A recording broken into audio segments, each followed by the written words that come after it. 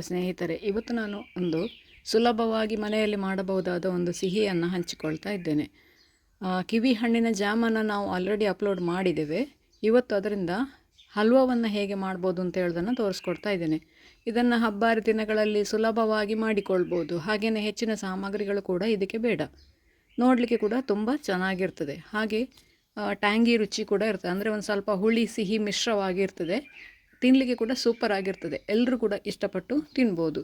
ಇದನ್ನು ಬೆಲ್ಲದಲ್ಲಿ ಅಥವಾ ಸಕ್ಕರೆಯಲ್ಲಿ ನಿಮಗೆ ಯಾವುದು ಬೇಕೋ ಅದರಲ್ಲಿ ಮಾಡಿಕೊಳ್ಬೋದು. ನಾನಿವತ್ತು ಸಕ್ಕರೆ ಹಾಕಿ ಮಾಡ್ತಾ ಇದ್ದೇನೆ. ಬೆಲ್ಲದಲ್ಲಿ ಹಾಕಿ ಇನ್ನೊಂದು ಸತಿ ಮಾಡಿ ಅಪ್ಲೋಡ್ ಮಾಡ್ತೇನೆ ನಾನು.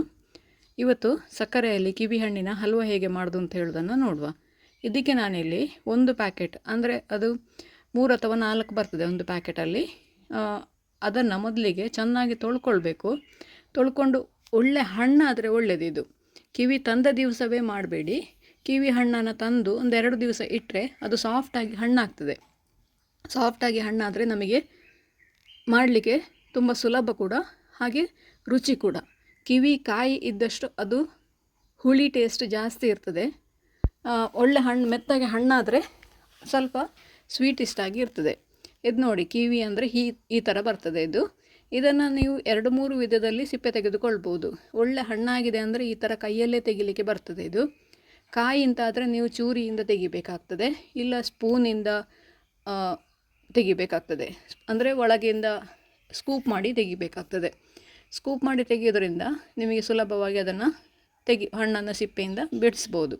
ಆದರೆ ಹಣ್ಣು ತುಂಬ ಹಣ್ಣಾಗಿದ್ದರೆ ನೋಡಿ, ಈ ಥರ ಕೈಯಿಂದ ತೆಗೆಯೋದೇ ಸುಲಭ. ಯಾಕಂದರೆ ಕಡಿಮೆಯಾದ ಅಂಶ ಇದರಲ್ಲಿ ಹೋಗ್ತದೆ.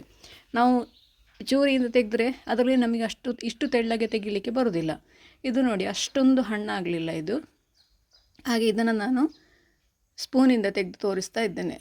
ನೋಡಿ, ಈ ಥರ ಸ್ಕೂಪ್ ಮಾಡಿದರೆ ಆಯಿತು. ಈ ಥರ ಸ್ಕೂಪ್ ಮಾಡಿ ಎಲ್ಲವನ್ನು ಕೂಡ ತೆಗಿಬೋದು.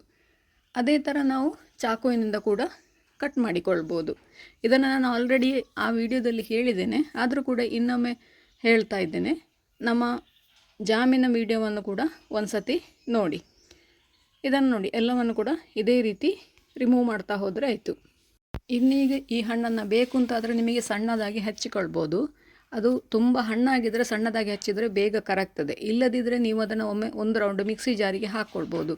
ಪಲ್ಸ್ ಮೋಡಲ್ಲಿ 1-2 ರೌಂಡ್ ತಿರುಗಿಸಿದರೆ ಸಾಕು. ತುಂಬ ರುಬ್ಬುವ ಅವಶ್ಯಕತೆ ಇಲ್ಲ. ಜಸ್ಟ್ ಪಲ್ಸ್ ಮೋಡಲ್ಲಿ 1-2 ರೌಂಡು ನೀವು ಪಲ್ಸ್ ಮಾಡಿದರೆ ನಿಮಗೆ ಪೇಸ್ಟ್ ರೆಡಿ ಆಗ್ತದೆ. ಕಟ್ ಮಾಡೋದಾದರೆ ಸಣ್ಣದಾಗಿ ತೆಳ್ಳಗೆ ಕಟ್ ಮಾಡಿಕೊಳ್ಬೇಕು. ಆವಾಗ ನಮಗೆ ಬೇಯಲಿಕ್ಕೆ ಸುಲಭ ಆಗ್ತದೆ. ನಾವು ಇದಕ್ಕೆ ನೀರೇನು ಸೇರಿಸೋದಿಲ್ಲ ಬೇಯಿಸಲಿಕ್ಕೆ. ಅದರಲ್ಲಿರುವ ನೀರೇ ಸಾಕಾಗ್ತದೆ ಅದು ಬೇಯಲಿಕ್ಕೆ. ಬೇಗ ಬೇಯ್ತದೆ. ಒಂದು 5-7 ನಿಮಿಷದೊಳಗೆ ನಿಮಗೆ ಇದು ರೆಡಿ ಆಗ್ತದೆ ಬೆಂದು. ನಾನು ಡೈರೆಕ್ಟಾಗಿ ಹಾಕಿಕೊಳ್ತಾ ಇದ್ದೇನೆ ಇದನ್ನು. ಕಷ್ಟ ಆಗ್ತದಂತಾದರೆ ಅಥವಾ ಅದನ್ನು ಅಷ್ಟು ಟೈಮ್ ಇಲ್ಲ ಅಂತಾದರೆ ಇದನ್ನು ಮಿಕ್ಸಿ ಮಾಡಿ ಕೂಡ ಹಾಕಿಕೊಳ್ಬೋದು. ಇದಕ್ಕೀಗ ದೊಡ್ಡ ಕಪ್ಪಲ್ಲಿ 1 ಕಪ್ಪಷ್ಟು ನಾನು ಕಿವಿ ಹಣ್ಣಿನ ತುಂಡುಗಳಿತ್ತು, 4 ಕಿವಿ ಹಣ್ಣಿನ. ಅದು ನೋಡಿ, ಅದಾಗಿ ನೀರು ಬಿಟ್ಕೊಳ್ತಾ ಇದೆ.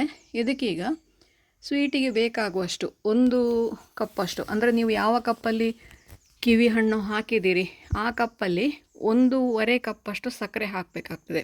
ಸಕ್ಕರೆ ಒಂದು ಸ್ವಲ್ಪ ಜಾಸ್ತಿ ಬೇಕಾಗ್ತದೆ. ಇದು ಹುಳಿ ಇರುವ ಕಾರಣ ಇದು ಸಕ್ಕರೆ ಒಂದು ಸ್ವಲ್ಪ ಜಾಸ್ತಿ ಕೇಳ್ತದೆ. ಬೆಲ್ಲ ಅಂತಾದರೂ ನಿಮಗೆ 1.5 ಕಪ್ಪಷ್ಟು ಬೇಕಾಗ್ತದೆ. ಸಕ್ಕರೆ ನೀವು 1 ಕಪ್ ಹಾಕಿದರೂ ನಡೀತದೆ. ಬೆಲ್ಲ ಹಾಕೋದಾದರೆ 1.5 ಕಪ್ಪು ಬೇಕೇ ಬೇಕು. ಯಾಕೆಂದರೆ ಸಕ್ಕರೆಗಿಂತ ಬೆಲ್ಲ ಸ್ವಲ್ಪ ಸಿಹಿ ಕಡಿಮೆ. ನೋಡಿ, ಇದೀಗ ಬೆಂದು ರೆಡಿ ಆಯಿತು ನಮ್ಮ ಪಾಕ. ಇದನ್ನೀಗ ತಳ ಬಿಡುವವರೆಗೆ ಕಾಯಿಸಿಕೊಳ್ಬೇಕು. ಇದಕ್ಕೀಗ ನೋಡಿ, ಅದು ಕಲರ್ ಸ್ವಲ್ಪ ಡಿಮ್ ಕಾಣ್ತದೆ. ಅದಕ್ಕೊಂದು ಸ್ವಲ್ಪ 1-2 ಡ್ರಾಪಷ್ಟು ಫುಡ್ ಕಲರ್ ಹಾಕ್ತಾ ಇದ್ದೇನೆ. ಫುಡ್ ಕಲರ್ ಇಲ್ಲಿ ಖಂಡಿತ ಆಪ್ಷನಲ್. ನಿಮ್ಮ ಹತ್ರ ಇಲ್ಲ ಬೇಡ ಅಂತಿದ್ರೆ ಇದನ್ನು ಸ್ಕಿಪ್ ಮಾಡಿಕೊಳ್ಬೋದು. ನಾನೊಂದು 2 ಡ್ರಾಪ್ ಫುಡ್ ಕಲರ್ ಹಾಕಿದೆ. ಇದನ್ನು ಈಗ ಚೆನ್ನಾಗಿ ಮಿಕ್ಸ್ ಮಾಡಿಕೊಳ್ಬೇಕು. ಇನ್ನೀಗ ಒಂದು 5-7 ನಿಮಿಷ ಬೇಕು ಇದನ್ನು ಕಾಯಿಸಲಿಕ್ಕೆ. ದೊಡ್ಡ ಉರಿಯಲ್ಲೇ ಮಾಡಿಕೊಂಡೆ ನಾನು, ಯಾಕೆಂದರೆ ಪಾಕ ಬರಲಿಕ್ಕೆ ಸುಲಭ ಆಗ್ತದೆ. ಹಾಗೆಯೇ ತಳ ಹಿಡಿಯುವಂಥದ್ದು ಇದರಲ್ಲಿ ಏನಿಲ್ಲ. ಹಾಲಾಗಲಿ ಅಥವಾ ಪನ್ನೀರಾಗಲಿ ಈ ಥರ ನಾವೇನು ಹಾಕಲಿಲ್ಲ ಅದಕ್ಕೆ. ಇದಕ್ಕೀಗ ನಿಮಗೆ ಇನ್ನೂ ಕಾಯಿಸ್ಲಿಕ್ಕೆ ಕಷ್ಟ ಆಗ್ತದೆ ಅಂತಾದರೆ 2 ಟೇಬಲ್ ಸ್ಪೂನಷ್ಟು ಕಾರ್ನ್ ಹುಡಿ ಹಾಕಿಕೊಳ್ಬೋದು. ಯಾವಾಗ ನೀವು ರುಬ್ಬಿಕೊಳ್ತೀರಿ ಆವಾಗಲೇ ನೀವು ಅದಕ್ಕೆ 1-2 ಟೇಬಲ್ ಸ್ಪೂನಷ್ಟು ಕಾರ್ನ್ ಹುಡಿ ಹಾಕಿಕೊಳ್ಬೋದು. ಜಾಸ್ತಿ ಹಾಕಬೇಡಿ. ಹಾಗೆ ನೀವು ಕಾರ್ನ್ ಹುಡಿ ಹಾಕೋದಾದರೆ 1 ಕಪ್ಪಷ್ಟು ನೀರು ಕೂಡ ಹಾಕಿಕೊಳ್ಬೇಕು. ಇಲ್ಲಾಂದರೆ ಅದು ಕರಗುವುದಿಲ್ಲ. ನೀವು ನೀರಲ್ಲಿ ಕಾರ್ನ್ ಹುಡಿ ಮಿಕ್ಸ್ ಮಾಡಿ ಕೂಡ ಹಾಕಿಕೊಳ್ಬೋದು. ನಾನಿಲ್ಲಿ ಎಂತ ಕೂಡ ಹಾಕಲಿಲ್ಲ, ನನಗೆ ಡೈರೆಕ್ಟ್ ಫ್ಲೇವರೇ ಬೇಕಿತ್ತು. ಹಾಗಾಗಿ ನಾನು ಇದಕ್ಕೆ ಎಂತ ಕೂಡ ಮಿಕ್ಸ್ ಮಾಡಲಿಲ್ಲ, ಹಾಗೆಯೇ ಅದನ್ನು ಮಾಡಿಕೊಂಡೆ. ನೋಡಿ ಇದು ಗಟ್ಟಿ ಆಗ್ತಾ ಬಂತಿದ್ದು. ಸಾಧಾರಣ ನಿಮಗೆ ಒಂದು ಎಳೆ ಸಕ್ಕರೆ ಪಾಕ, ಒಂದು ಎಳೆಗಿಂತ ಒಂದು ಸ್ವಲ್ಪ ಜಾಸ್ತಿಯೇ ಬೇಕಾಗ್ತದೆ. ಇದಕ್ಕೊಂದು 2 ಚಿಟಿಕೆಯಷ್ಟು ಉಪ್ಪು ಹಾಕ್ಕೊಂಡೆ, ಯಾಕೆಂದರೆ ಹುಳಿ ಟೇಸ್ಟಿಗೆ ಹೊಡೆದು ಹೋಗಲಿಕ್ಕೆ ಉಪ್ಪು ಹಾಕಿದ ಕೂಡಲೇ ಸ್ವೀಟ್ ತುಂಬ ರುಚಿಯಾಗಿ ಬರ್ತದೆ. ನೋಡಿ ನಮ್ಮ ಹಲ್ವಾ ರೆಡಿ ಆಯಿತು. ಇದೀಗ ತಣ್ಣಗಾಗುವಾಗ ಒಂದು ಪ್ಲೇಟಿಗೆ ಹಾಕಿಟ್ರೆ ನೋಡಿ ಈ ಥರ ಗಟ್ಟಿ ಆಗ್ತದೆ. ಇನ್ನು ಇದನ್ನು ಸ್ಪೂನಲ್ಲಿ ತೆಗೆದು ತಿನ್ಬೋದು. ನೀವು ಕೂಡ ಒಮ್ಮೆ ಖಂಡಿತ ಇದನ್ನು ಟ್ರೈ ಮಾಡಿ ನೋಡಿ. ಹೇಗಾಯಿತು ಅಂತೇಳಿ ಕಮೆಂಟ್ ಮೂಲಕ ನನಗೆ ತಿಳಿಸಿ. ಲೈಕ್ ಕೊಟ್ಟು ಶೇರ್ ಮಾಡಿ.